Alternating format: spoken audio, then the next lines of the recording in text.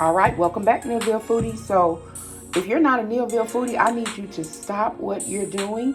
I need you to go ahead, hit that subscribe button. Also, hit that little button that's shaped like a bell so you can get all notifications when we post up any new videos. So, I was thinking the other day how when I was a kid, I used to love when my mom would go get those red boxes of those Salisbury steak that you have to put in the oven.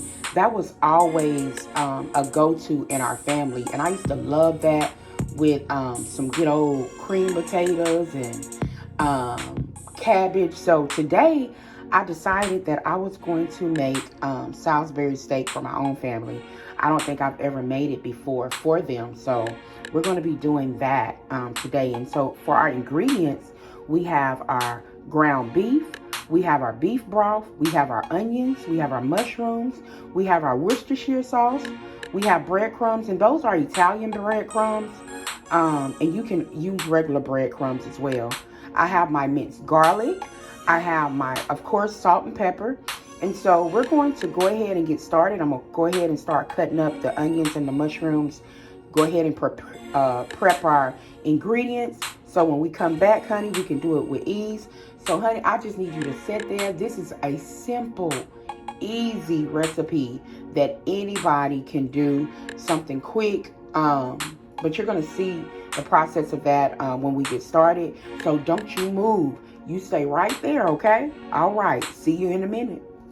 Okay, guys, so we are back and we are ready to start our Salisbury steak. And the first thing that I want to do is bring you over to the stove real quick.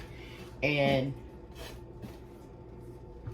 we're going to add a little bit of olive oil to our skillet because we want to saute these onions and add some garlic. And we just want to get them to where they're translucent. And this is just one onion.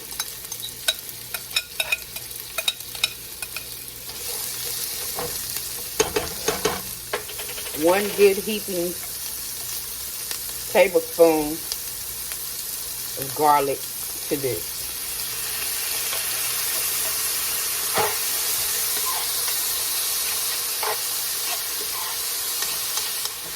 Also going to add some salt and pepper.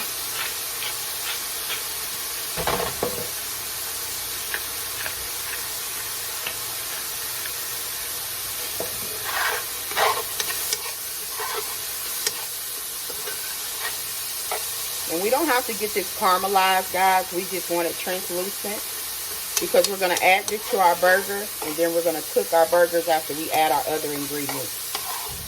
Okay, guys, so we are back, and one thing I forgot, and that's why I always say it's so good to look at the whole video, because I left out my eggs. This is 3 pounds of ground beef. This is the 7327. So this has a lot of fat in it. So when we cook this, they're gonna shrink up. They're really gonna shrink up, is what I'm saying.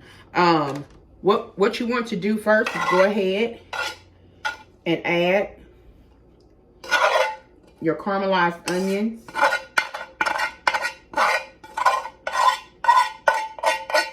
And your garlic. Like I said, this is 3 pounds of ground beef. All right, for every pound of ground beef, you want to add 1 egg.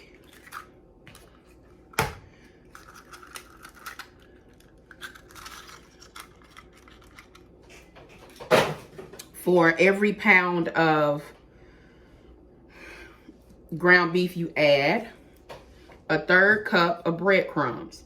And because we have 3 pounds, it's going to be a whole cup. So I need 3 of these.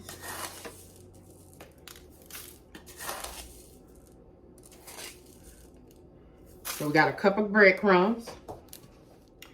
Our Worcestershire sauce. You want a tablespoon for every pound of ground beef.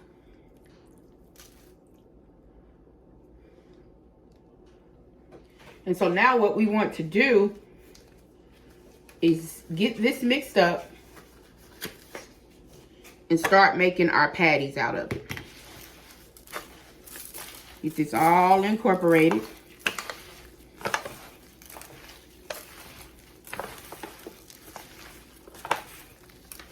And guys, you can add, I only put salt and pepper on my onions and garlic, but you can go ahead and add salt and pepper. And now what you want to do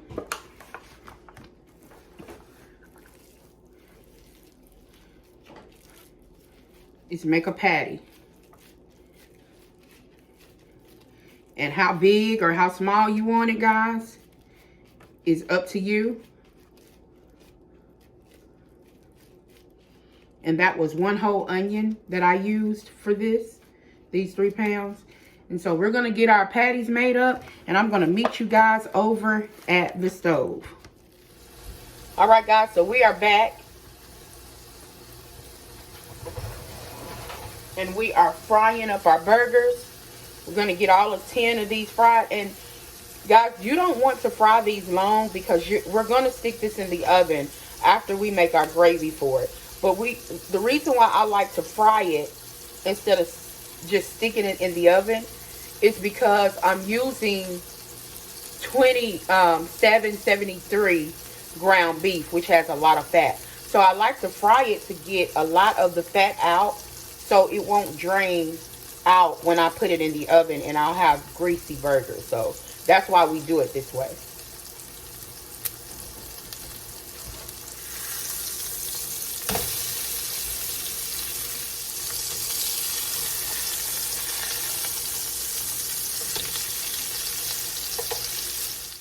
We have finished browning all of our burgers. We are not going to drain this fat. This fat is going to help us make our gravy.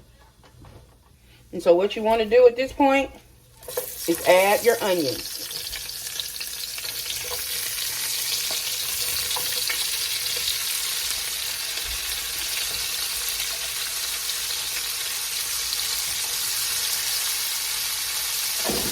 And these onions is going to help release all of that at the bottom of the pan.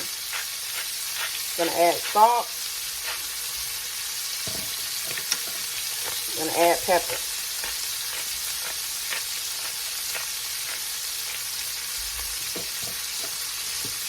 I'm going to add a little bit of garlic powder.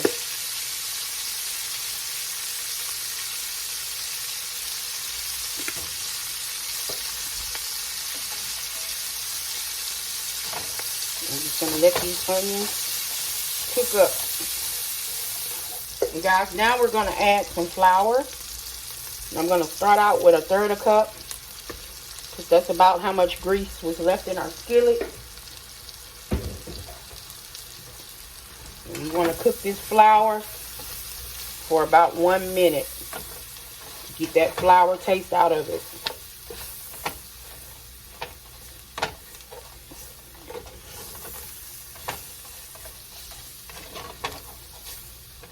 Alright guys, so our flour has been cooking for about a minute.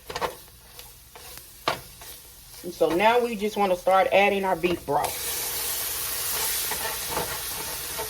And this is going to help get up all of that on the bottom.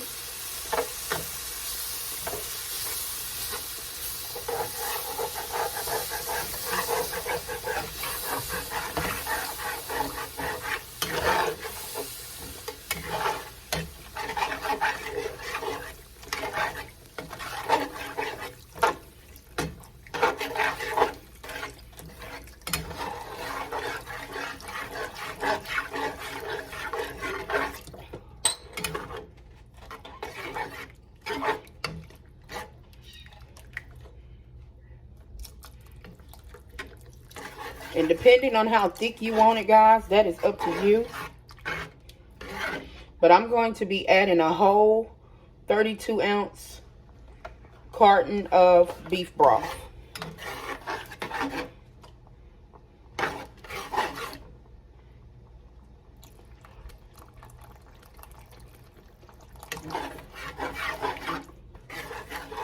And now, guys, we want to add our mushrooms.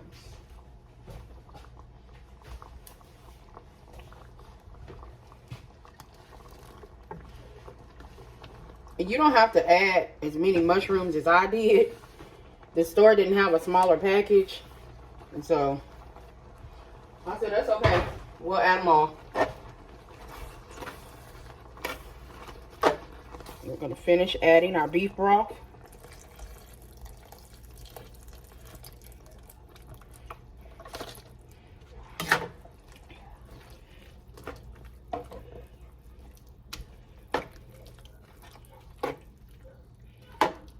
Mushroom gravy, honey. All right. If you want to taste it to see if it's your liking while it's simmering, I'm going to add a little bit of more Worcestershire sauce, about a tablespoon to our gravy.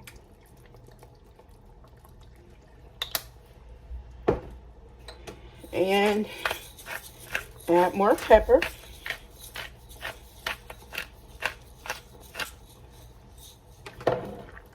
We're just going to let this simmer for about 5 minutes.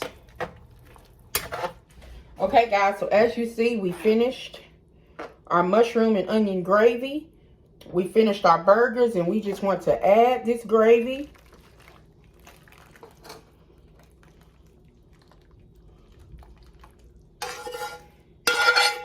all over our Salisbury steaks. Just want to mix that around.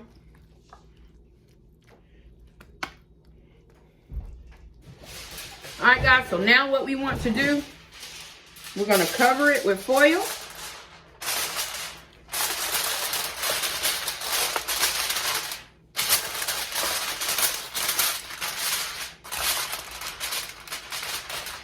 I really wish y'all could smell this. It smells so good. It brings back lots of memories.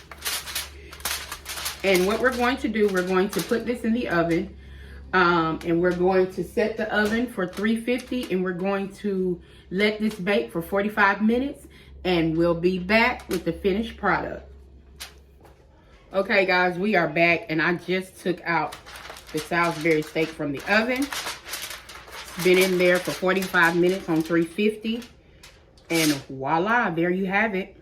As you see, there's still some grease that floated, and you could just skim that off, honey, and throw it away because the grease was still, you know, coming out of the meat.